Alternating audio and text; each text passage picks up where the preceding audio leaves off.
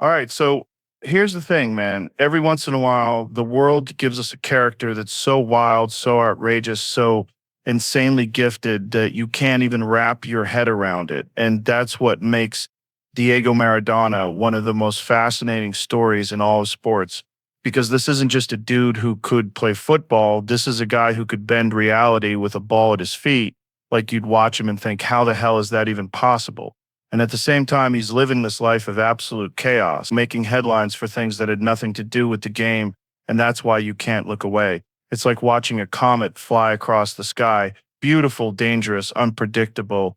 And you know you'll probably never see something like it again. So when we're talking Maradona, we're not just talking goals and trophies.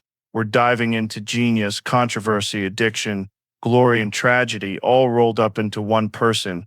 And the crazy part is, it makes you feel everything. Like you're inspired, you're shocked, you're heartbroken, and you're in awe all at the same time. And that's why this story is worth telling. Because it's not just about football, it's about life, about what it means to chase greatness, even when it costs you everything. And if you stick with me till the end of this, you're going to walk away seeing Maradona in a whole new light. Like not just as a player, but as a force of nature that burned too bright to be contained. Man, when you talk about Diego Maradona and raw talent, it's like trying to describe a force of nature because this guy wasn't just good at football, he was born to play it. It was in his DNA, like the ball was a part of his body, stuck to his left foot, like it was glued there. And you watch those old clips, and it's insane. He's 5'5", stocky, center of gravity, so low it looks like defenders are sliding off him like water. He's dribbling through entire teams not because he's the fastest or strongest, but because his balance, his control, and his vision are so ridiculous. It's like he's seeing the game 2 seconds ahead of everyone else. And that's the thing. His genius wasn't just about the tricks or the flair, it was about understanding the chaos of football and bending it to his will. Like the 1986 World Cup, man, that was the purest example. You've got this one guy basically carrying Argentina on his back, the goal of the century against England, where he picks the ball up in his own half, beats 5 or 6 defenders, and slots it past the keeper. It's like watching a kid playing in the street, except he's doing it on the biggest stage in the world. And you can't coach that, you can't teach it. That's the freak of nature part of him. He just had it, the flair, the audacity, the bravery to try the impossible and pull it off like it was the easiest thing in the world. And then you look at his time at Napoli. This wasn't Real Madrid or Barcelona stacked with stars. This was a club from southern Italy that had no business going toe-to-toe with giants like Juventus or AC Milan, and yet Maradona turned them into champions. He elevated everyone around him, he made them believe, and that's another part of genius people forget.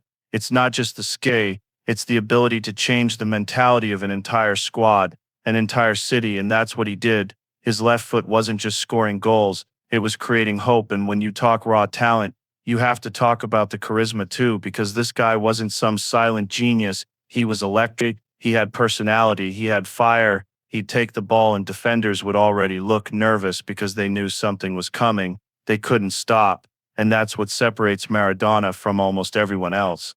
He didn't just play football, he embodied it. He made it look like an extension of himself. And in those moments where he was locked in, you weren't just watching a player, you were watching a man who turned sport into art in real time. The whole hand of God thing with Maradona is one of those moments in sports history that's so wild, it almost feels like a myth. Because here's this guy on the biggest stage in the world, the 1986 World Cup quarterfinal against England, all the tension of the Falklands War still hanging in the air, emotions high, stakes higher, and in that exact atmosphere, Maradona writes himself into legend. But not just with brilliance, he does it with controversy. Like that play where the ball goes up, he jumps against the keeper and instead of heading it, he punches it in with his left hand, and somehow the ref doesn't see it, and the goal counts and the whole world is like, wait, did he just do that? And then he doubles down by calling it a little bit with the head of Maradona and a little bit with the hand of God, which is insane, man, because that line becomes immortal. It's defiance, it's arrogance, it's humor. It's like he knew he had cheated, but he wrapped it in this cosmic poetry that made people almost respect it. And that's the thing about Maradona. He wasn't clean, he wasn't a saint, he was flawed and raw and human, but somehow that made him even more legendary. And what's wild is in that same game, just minutes later, he scores the goal of the century, dribbling half the field, beating defenders like cones, which makes the whole thing feel even crazy because you've got this perfect yin-yang of genius and scandal in the same 90 minutes, and that duality basically sums him up. He could give you the most beautiful expression of the game and the dirtiest trick in the book, back to back, and people loved him for it because he wasn't some untouchable golden boy. He was messy, he was rebellious, he was human, and that's why the hand of God lives forever. It's not just about a goal, it's about what it represented. Argentina sticking it to England, the underdog outsmarting the giant, flawed hero bending the rules to survive, and the world being forced to deal with the fact that sometimes genius and controversy can't be separated. Sometimes they come in the same package, and that's why people debate him to this day. Because for every purist who says it was cheated or someone else, who says that was Maradona in his purest form, brilliant, rebellious, larger than life, and completely unforgettable. Man, the whole Maradona at Napoli story is one of the craziest underdog arcs in all of sports. Because you've got to remember the context. This wasn't Barcelona, this wasn't Real Madrid, this was Napoli, a club in southern Italy that had always been treated like the poor cousin in Serie A, looked down on by the northern giants like Juventus, AC Milan, and a city struggling with poverty, corruption, and a reputation for being rough. And into that chaos walks Maradona, the short Argentinian genius, with a left foot like a magic wand, and suddenly everything changes. He didn't just play for Napoli, he became Napoli, embodied that city's fight against the odds, that sense of rebellion against the established order. And what's wild is he didn't have a team stacked with superstars. He had regular guys, but he lifted them to levels nobody thought possible. He turned a mid-table club into champion, and in 1987, when Napoli won their first ever Serie A title, it wasn't just football, it was like a revolution. The city exploded, people painted murals of him, babies were named after him. He wasn't just a player anymore, he was a god walking among them. And the thing is, Serie A back then was the toughest league in the world. Defenders were killers, tactics were brutal, and yet Maradona dominated. He made it look like a playground, bending free kicks, weaving through walls of defenders, setting up teammates with vision nobody else had. And what made it insane was he did it consistently, not just flashes, but for years, winning 2 league titles, a Coppa Italia, a UEFA Cup, and putting Napoli on the global map. And it wasn't just trophies, it was pride, because for southern Italy, for people who had always felt disrespect, Maradona was proof that they could stand toe-to-toe with the rich north, and that bond was so deep it went way beyond football. Like even today you go to Naples and you see shrines, murals, candles burning under his picture like he's a saint, and that's the power of what he did. He turned a city's insecurity into confidence. He gave them an identity, and sure, his personal life was messy, scandals, off-field chaos, but on the pitch he was untouchable, and that era cemented him as not just one of the greatest players ever, but one of the most, because how many athletes can you say literally changed the destiny of an entire city?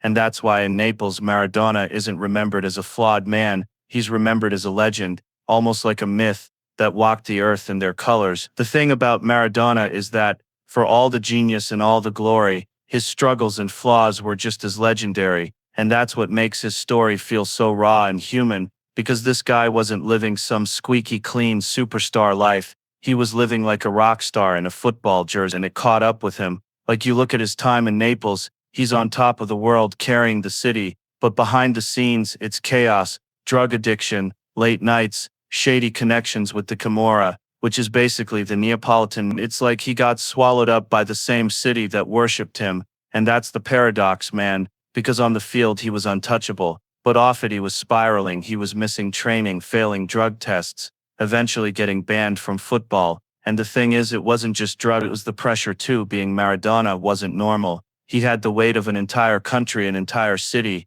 Every game was a war, and every time he stepped out of his house he was mobbed. So he tried to escape into this lifestyle that was unsustainable, and his body started breaking down. His image got tainted. He had scandals with women, with money, with politics, and yet even in the middle of all that chaos, people never stopped loving him, which is wild because usually when a star falls like that, the world turns on them. But with Maradona, it was almost like his flaws made him more relatable, like people saw themselves in his battles. And it's tragic too, because you can't ignore that the drugs robbed him of years of football we never got to see. Imagine if he'd been clean, discipline-focused, maybe he'd have gone even further, but then again, maybe that was part of the deal. Maybe the same fire that made him unstoppable on the pitch is what burned him off it.